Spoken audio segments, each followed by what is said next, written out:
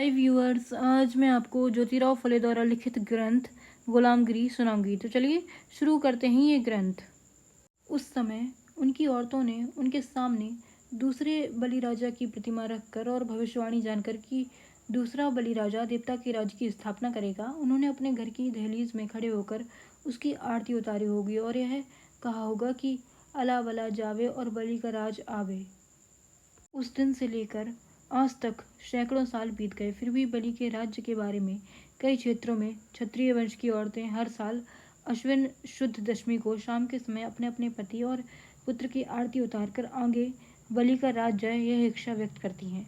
इससे पता चलता है कि आगे आने वाला बलि राजा कितना अच्छा होगा। धन है वह बलि राजा और धन है वह राजनिष्ठा।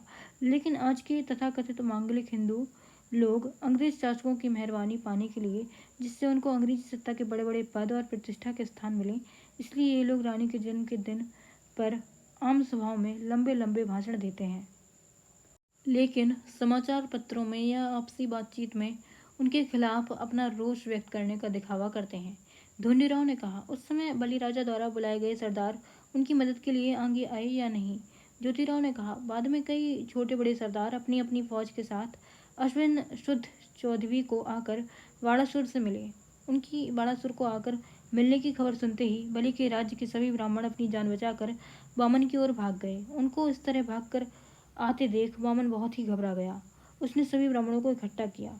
अश्विन शुद्ध 15वीं को वे सभी इकट्ठा होकर सारी रात जागकर अपने भगवान के सामने प्रसाद स्वरूप दांव पेच तय करने लगे कि बाणासुर से अपना संरक्षण कैसे किया जाए। बाद में वामन दूसरे दिन अपने बाल बच्चों के साथ सारी फौज को साथ लेकर अपने प्रदेश की सीमा पर पहुंचकर बाणासुर का इंतजार कर रहा था। धोंडीराव ने कहा, बाद में बाणासुर ने क्या किया। ज्योतिराव ने कहा, बाद में बाणासुर ने ना आओ देखा ना ताओ, उसने एकदम वामन पर हमला बोल दिया। बाणासुर ने बाद में उसको पराजित किया, उसके बेहाल किए और उसके पास जो कुछ था वह सब कुछ लूट लिया। फिर उसने वामन को उसके सभी लोगों के साथ अपनी भूमि में खदेड़ कर हिमालय की पहाड़ी पर भगा दिया। फिर उसने उस पहाड़ी को चारों ओर से घेर कर पहाड़ी की तलहटी में अपना डेरा डालकर वामन को दाने दाने के लिए इतना मोहताज बना दिया कि उसके कई लोग भूखे से मरने लगे। अंत में इसी चिंता में वहीं पर वामन अवतार का सर्वनाश हुआ, मतलब वामन भी मर गया। वामन के मरने पर बाणासुर के लोगों को बड़ी खुशी हुई। वे कहने लगी कि सभी ब्राह्मणों में वामन एक बहुत बड़ा संकट था। उसके मरने से, उसके नष्ट हो जाने से हमारा शोषण उत्पीड़न समाप्त हो गया। उस समय से ब्राह्मणों को उपाध्याय कहने की परिपाटी चली आ रही होगी। इस तरह का तर्क निकाला जा सकता है। बाद में उन उपाध्यायों ने अपने अपने घरों में युद्ध में मरे अपने सभी रिश्तेदारों के नाम से चिता, जिसकी आजकल होली कहा जाता है, जलाकर उसकी दाह क्रिया की।